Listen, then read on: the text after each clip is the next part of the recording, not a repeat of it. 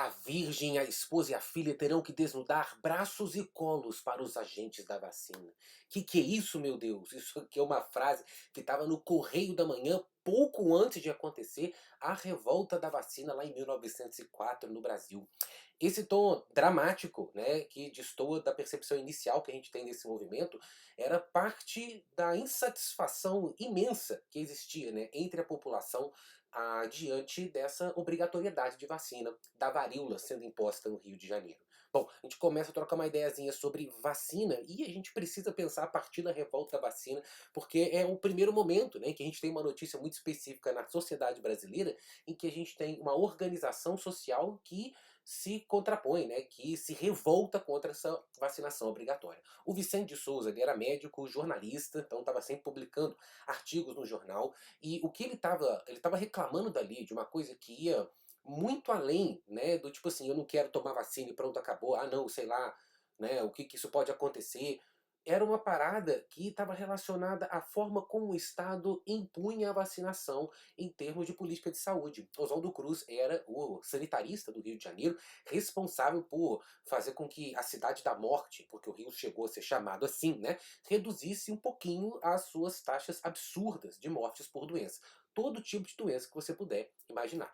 E o Oswaldo Cruz ele teve sucesso em diversas áreas, né? E uma que ele tinha que enfrentar era a varíola, que era uma peste terrível que acometia diversas pessoas, né? Centenas, milhares de pessoas todos os anos no Rio de Janeiro. Então, a vacinação contra a varíola seria a maneira adequada de você prevenir a população. Acontece que essa vacinação foi simplesmente imposta, sem que houvesse qualquer informação à população sobre como funciona aquela vacina e sem que houvesse qualquer cuidado enquanto política pública. Olha só, o que estava acontecendo na época de Oswaldo Cruz? Ele fez uma cruzada contra a febre amarela, transmitida pelo Aedes aegypti. Olha que delícia, né? Tá desde aí, centenas de anos que está aí essa praga.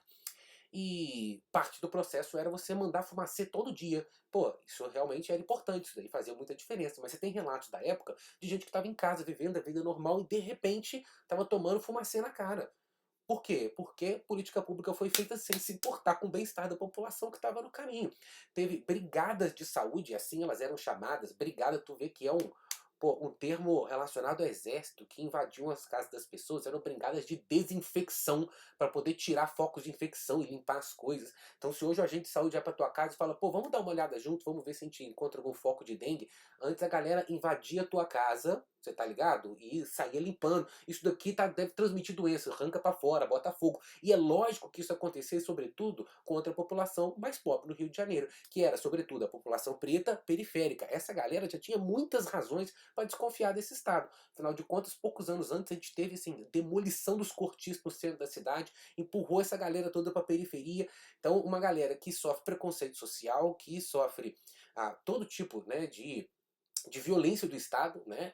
O que não confia no que esse Estado pode fazer com ela, e essa galera está sendo submetida a uma vacinação em relação à qual nem a população esclarecida necessariamente estava consciente de como funcionava. Então, se você pode olhar e pensar, a galera que teve acesso ao estudo, todo mundo era a favor da vacina? Não, você tinha pessoas que ainda não tinham compreendido o suficiente como ela funcionava. Então, não houve esforço nenhum para fazer as pessoas compreenderem, né, a razão, a finalidade, os efeitos que poderia ter aquela vacina. Bom, pois nós vamos comparar isso aqui, tá, com outro processo feito em um outro lugar, mas nós vamos fazer primeiro a introduçãozinha marota.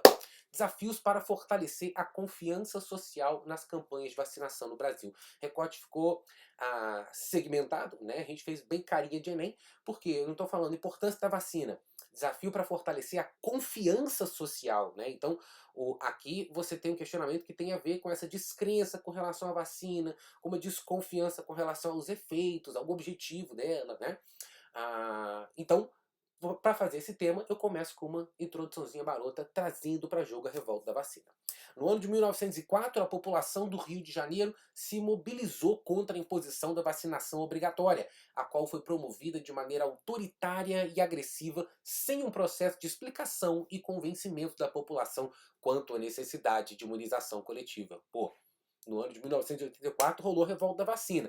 Não lembro qual que é o ano, não tem problema não. No início do século a gente teve a revolta da vacina. Eu nem usei o nome, né, da revolta, falei da mobilização contra a vacinação obrigatória. Você pode escolher a maneira como você vai apresentar.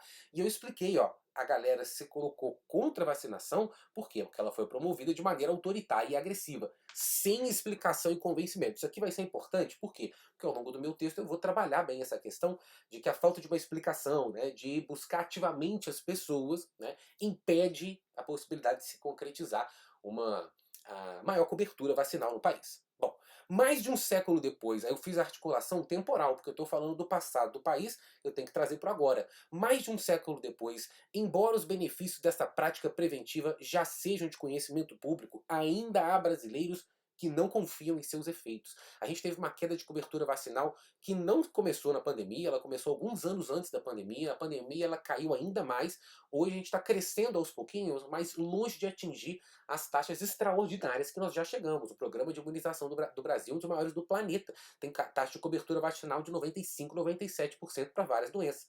Teve, né? Hoje em dia a gente está lutando para conseguir as taxas básicas, né, de cobertura. Bom, aí eu vou para a tese. Nesse sentido, tal comportamento se deve a duas coisas: a difusão de informações falsas sobre o tema, esse é meu tópico 1, e a falta de busca ativa por parte do Estado no provimento da saúde. Tá?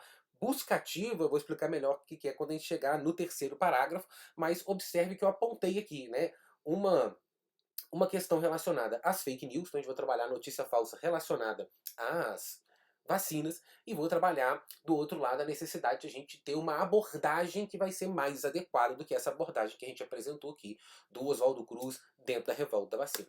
Beleza?